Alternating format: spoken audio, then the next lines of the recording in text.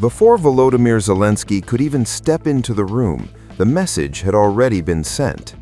Donald Trump dialed Vladimir Putin first, not Kyiv. No official welcome, no ceremonial reception, no public embrace. Instead, a sequence of calculated moves that many now describe as a deliberate humiliation. Before meeting Ukraine's president, Donald Trump picked up the phone and called Vladimir Putin. The call was initiated by the U.S. president and lasted 1 hour and 15 minutes. According to the Kremlin, the tone was friendly, constructive, and businesslike, setting the stage before Zelensky even landed. During the conversation, Trump pushed hard for an end to the war. He told Putin he believed Russia wanted a political and diplomatic settlement. The discussion went further, touching on DUMPS, territorial realities on the front line, and the idea that Kyiv must make a quick decision to end the fighting. A telephone conversation between Russian President Vladimir Putin and US President Donald Trump has just ended. The conversation was initiated by the US President, who wanted to discuss with our President the current situation in the context of the Ukraine conflict and the possibilities for its resolution. He wanted to discuss these issues before meeting with Zelensky later today in Mar-a-Lago, Florida. At the beginning of the conversation, which lasted 1 hour and 15 minutes, the presidents exchanged warm greetings on the occasion of the Christmas and New Year holidays, and of course wished happiness to the peoples of both countries. The entire conversation that followed was equally friendly, cordial, and businesslike. It was characterized by a mutual interest in moving toward a peaceful, long-term resolution of the Ukraine conflict. Donald Trump listened attentively to Russia's assessment of the real prospects for reaching an agreement. Our president presented detailed arguments about the fundamental importance of continuing to focus on the basic Russian-American understandings reached during the summit in Anchorage and numerous contacts between representatives of the two administrations. The main thing is that the Russian and US presidents generally share similar views that the temporary ceasefire proposed by Ukraine and Europe under the pretext of preparing for a referendum or other excuses will only prolong the conflict and could lead to a resumption of hostilities. To finally end the fighting, Kyiv, above all, needs to make a bold and responsible political decision in line with the work being done through Russian-American channels. Given the situation on the front lines, it would make sense for the Ukrainian regime to adopt this decision concerning Donbas without delay. Donald Trump insisted that the war must be ended as soon as possible, speaking of the impressive prospects for economic cooperation between the United States and Russia and with Ukraine that would then open up. Acknowledging that the Ukrainian crisis had been the most difficult for him, Trump said that he was once again convinced of Russia's desire for a political and diplomatic settlement. It is with this in mind that he intends to conduct today's negotiations with Zelensky. It is worth noting that during today's conversation, the Russian president agreed with the American side's proposal to continue working on regulating the situation around Ukraine within the framework of two specially created working groups. One of them will deal with various aspects of security issues, and the second will deal with economic issues.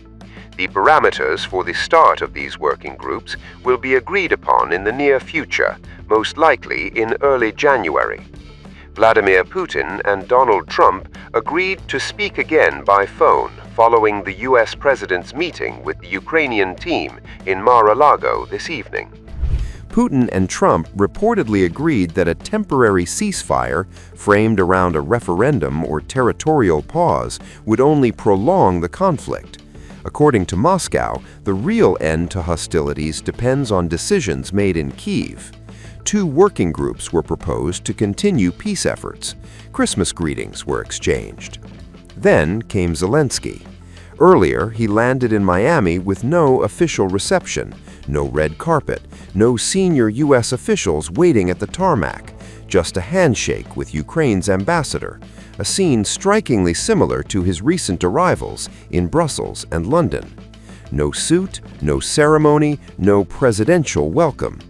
While Trump spoke at length with Putin, Zelensky was received by his own diplomats and flight crew.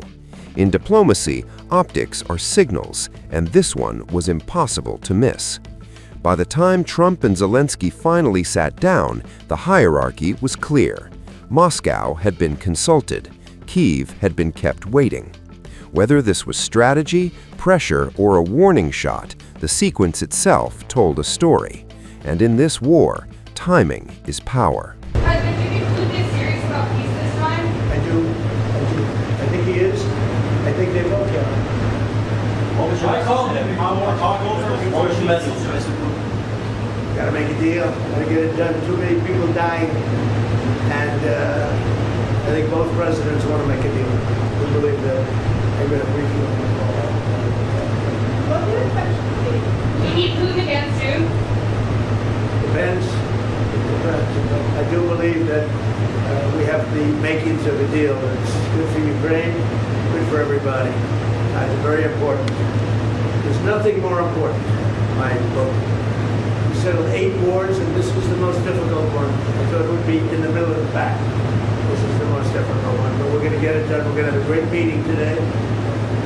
This gentleman has worked very hard, and he's very brave, and his people are very brave. I think what they've gone through, no nation, very rarely has a nation ever had it go through this. So we're going to have a very good meeting today, I think, and I'm also calling President Putin back after the meeting, and we'll continue a negotiation. Pretty complex, but not that complex. Can you meet the New Year's Day deadline? I don't have deadlines. You know what my deadline is? Getting the war ended. We don't have deadlines. You agree with that?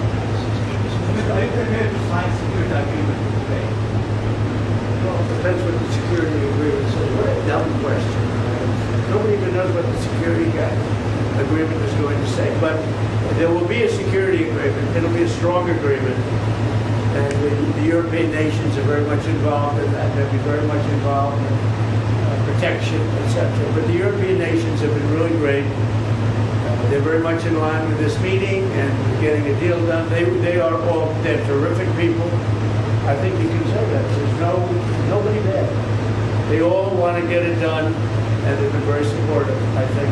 Thank you so much, Mr. President. Thank you for this meeting. Thank you for your invitation. Yes, really, I agree with President. Our teams, they do what they can. And I think that during the last months, they moved forward with negotiations and Americans. Thank you very much for your team, Steve and Jared.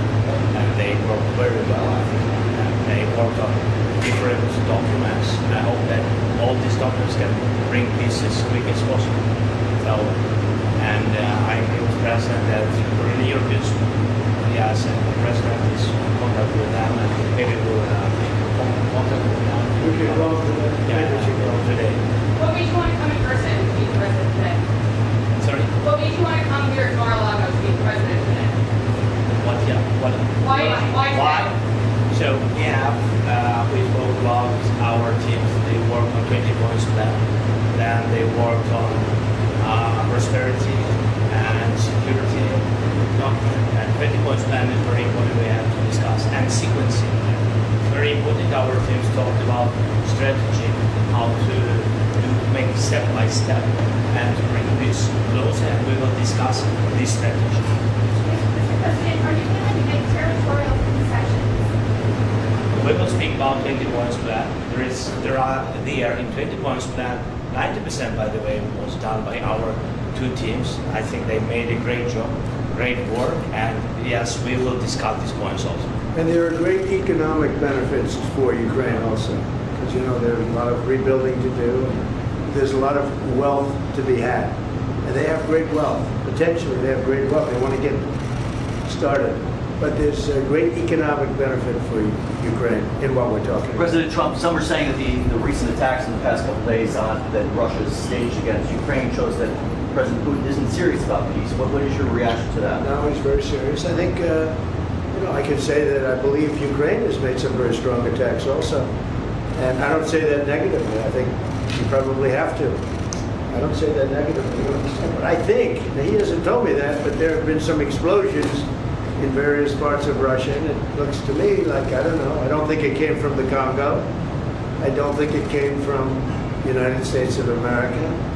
It possibly came from Ukraine, but I haven't asked that question. Maybe I won't bother asking. No, they're fighting a war, and we'll see what happens. But I believe it's a war that we have two willing parties, we have two willing countries. They want to see it end. Look, the people of Ukraine want it to end, and the people of Russia want it to end, and the two leaders want it to end.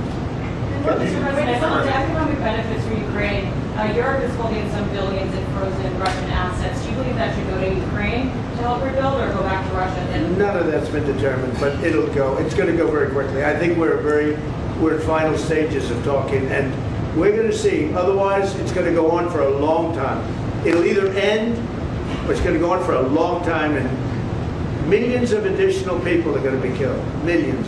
So would you say, and nobody wants that. Are you so frustrated You're with this expecting process? to get to any rate today. What? Would you say you're When so you say frustrated? that you think it will either end or go on for a long time, and you say you don't have a deadline. So what are you expecting out of today's I just think we can move very rapidly. I really feel that. We've spoken. I know you had dinner with Steve. Steve Witkoff and Jared have done a fantastic job.